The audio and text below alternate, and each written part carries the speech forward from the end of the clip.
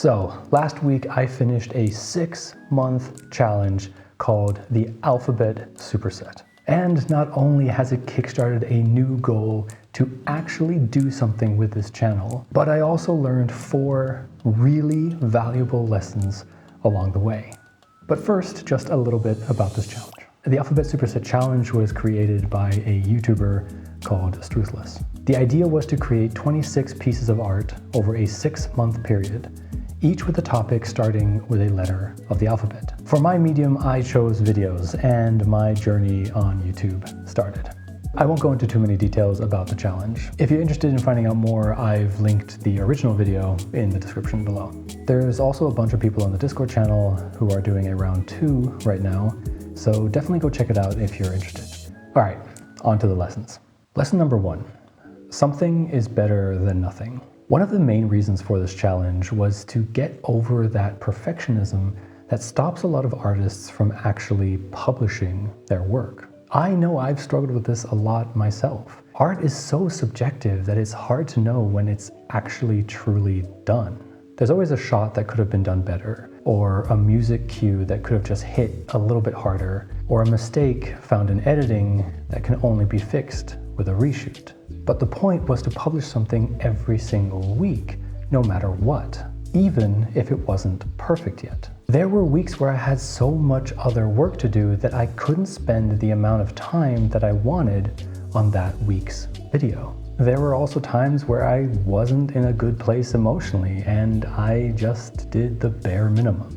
But no matter what, I managed to publish on time every week.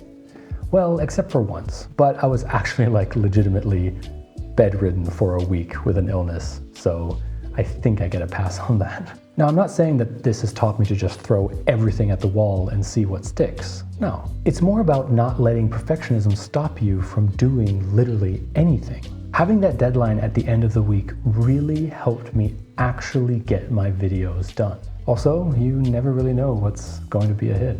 Weirdly, some of the videos I spent the least amount of time on and had no expectations for became my most viewed videos on this channel. And conversely, the ones that I spent the most time on have the least. But views don't matter, which brings me to my next lesson. Lesson 2, don't get discouraged. I know how heartbreaking it can be to put hours and hours into a video and then have no one see it. It can get really discouraging. And as much as I try to not let the views affect me, they do, especially with the videos that I loved. It pained me to see that they don't get picked up by the algorithm and seen by more people. And yeah, it can maybe make you think that your videos are just not good enough, but that's not true. For every video that didn't perform well, there's another that performed better than expected. If I had stopped making videos after the first 1 or 2 didn't meet my expectations, I would have never made the ones that exceeded them. That's why I was so happy about taking part in this challenge. As soon as I was done with my video on Sunday, the following Monday, I was focused on the next one. But of course, there are lessons to be learned from badly performing videos. What types of thumbnails work better? What kinds of titles to use? What time to upload?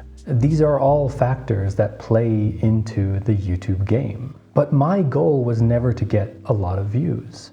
My goal was to complete this challenge. If I then also got a lot of views, then great. And this is definitely the mindset that I want to keep as I continue my YouTube journey. Lesson 3, make the content you want to make. This one is pretty easy for me because I never really thought of YouTube as a career choice for me. Right now, I want to keep it as a hobby, something that I can do when my freelance work is slow or just on the weekends. But I've noticed a lot of videos on YouTube talking about getting a channel from 0 to 100,000 subscribers or something like that. And they all have the same methods. Quick editing to keep the attention, mentioning certain online celebrities, talking about some online drama, or just checking what's a trending topic. And if you're really interested in those topics, then go ahead and make videos about them. That's just not who I am. I like slow editing.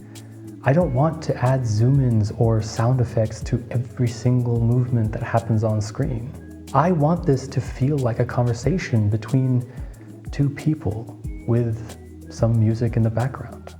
And because I'm being myself when I'm making these videos, it's easier for me to make them.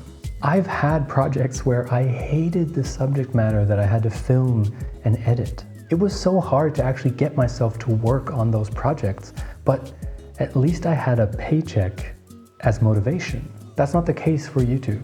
Sure, I would probably have way more growth if I used the methods in those videos, but then I wouldn't even like my own videos. And I think that's more important. If I make the videos that I want to make, then this won't be just another job for me. It'll be fun. And if one day I get the opportunity to partake in the ad revenue on this channel, then that'll just be the icing on the cake. And the final lesson, make a plan, but you don't have to stick to it. This is not my first YouTube channel. I've actually had quite a few. One of my more successful ones was from 10 years ago. And one of the biggest problems I had was coming up with ideas.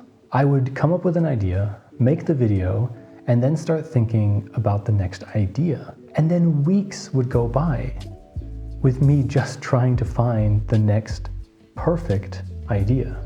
I wasn't able to stay consistent, but this challenge asked you to plan out the entire alphabet before it even started. And this was so helpful to me, you have no idea. This meant that I had an entire 6 months worth of videos planned before even making a single one. This was so great because I didn't have to think anymore. The resistance of coming up with the next idea was just gone. One of my biggest weaknesses, poof.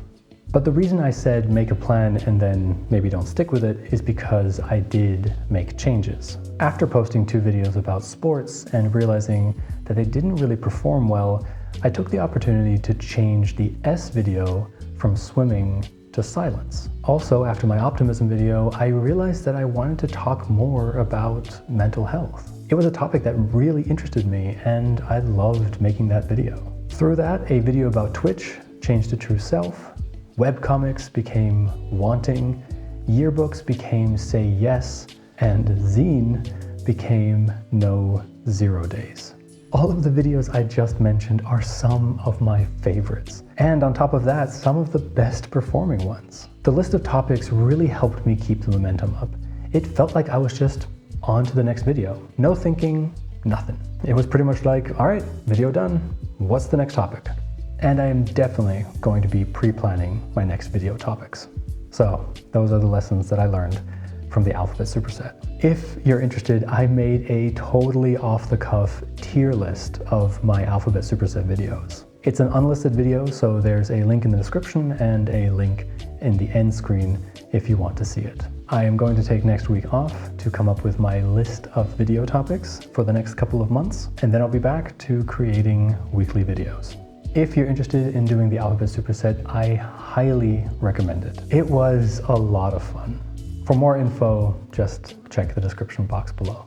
With that, thank you so much for watching. See you in 2 weeks. Peace.